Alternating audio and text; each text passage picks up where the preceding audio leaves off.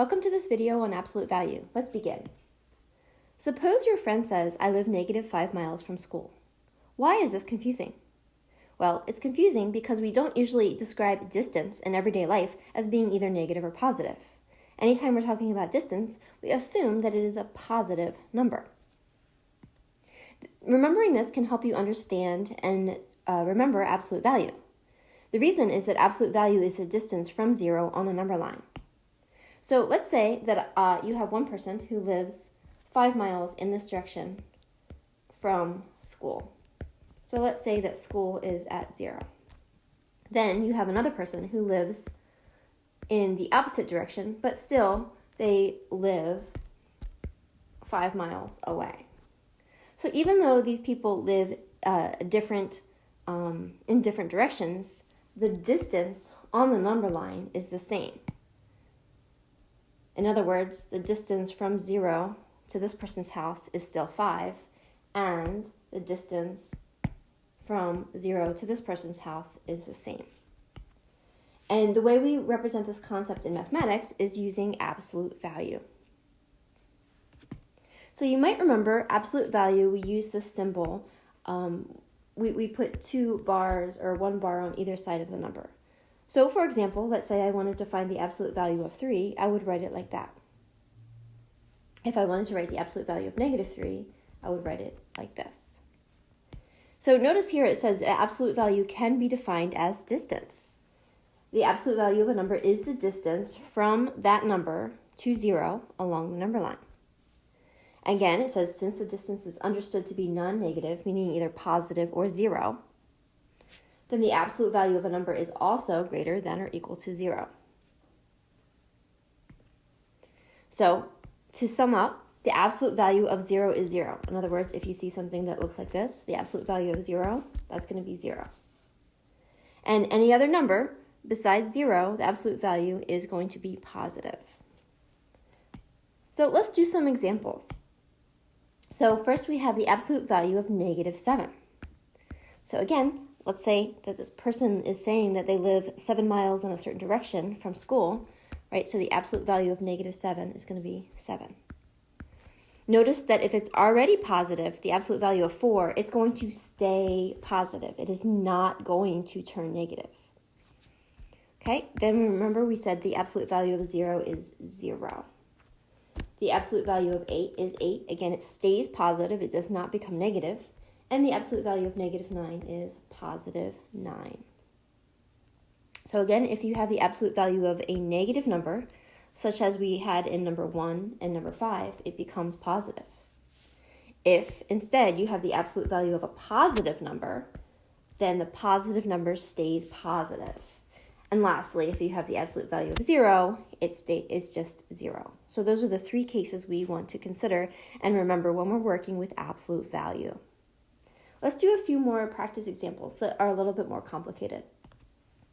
So here you can see we have a lot more negative signs. Now we have some negative signs that are inside the absolute value symbols, and then we have other negative signs you can see here that are outside of those absolute value symbols. So how do we interpret expressions like this? Well, let's think about it. So this is the negative absolute value of 21. So let's just think about what is the absolute value of 21. Forget that negative sign even exists, okay?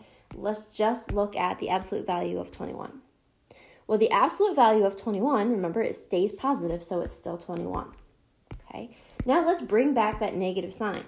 Now, the negative sign is on the outside of the absolute value symbols. What does that mean? Well, that means that nothing happens to it. It's not being transformed by those symbols because it's on the outside. So all we do in that case is we just copy it. Okay, again, because it's on the outside, it's not being transformed by the absolute value. Okay, so let's do the same thing with number 2. Again, for just 1 second, we're going to ignore the fact that there's a negative sign there. And we're just going to look at the absolute value of -4. So what is the absolute value of -4? Well, remember, the absolute value by definition has to become positive. So the absolute value of -4 is just 4. Now, let's bring back that negative sign. Again, this negative sign is on the outside of these operators, so it just stays there. It just hangs out. So notice that there are two steps that I'm doing here. The first is to evaluate the expression inside the absolute value sign, and the second step is to just copy or transcribe the negative sign that's on the outside. So as you watch this video, I want to encourage you, as soon as you feel comfortable, to pause it, see if you can do some of these other exercises, and then unpause the video, and then you can just sort of check it, maybe even change it to 2x speed, and just see if you're right, or you can skip through.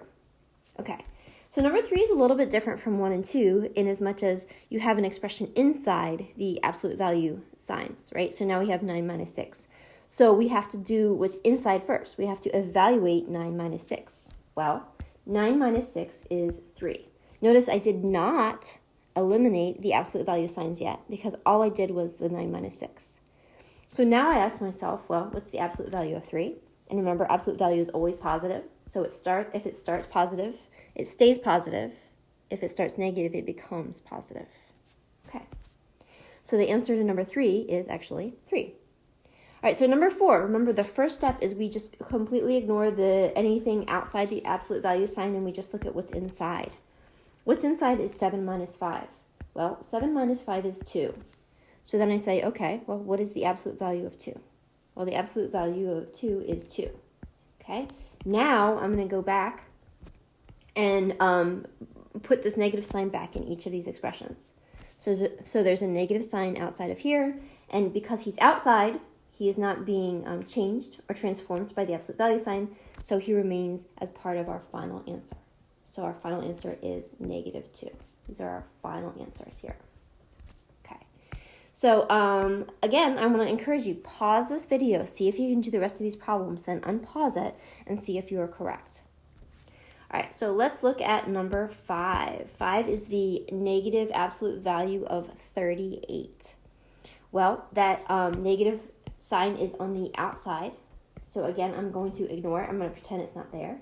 And then I'm going to say, well, the absolute value of 38 is just 38. Okay. Then, right, I'm going to be like, okay, well, the negative sign is on the outside, so he just stays there. Okay. Same thing with number 6. Let's pretend that negative sign isn't there, and let's just evaluate the absolute value of negative 62. And I'm going to have to do this down here because I don't have room. So the absolute value of negative 62 is just 62, okay? Then I can erase the scratching out, right? And there's a negative sign on the outside. So the final answer is negative 62. Okay, how about number 7? Well, we have the absolute value of 20 minus 4. So 20 minus 4 is 16. So what's the absolute value of 16? Remember, if it starts positive, it stays positive. So the final answer is 16. Okay. Last but not least, number 8. Again, I scratch out this negative sign and pretend it's not even there, and I just do what's inside of the brackets, the absolute value signs. So the absolute value of 7 plus 2, well, that 7 plus 2 is 9. All right, well, what's the absolute value of 9? It's just 9. So now, at the end, I'm going to go back and replace that negative sign because he's just hanging out on the outside. He's not getting transformed. So my final answer is negative 9.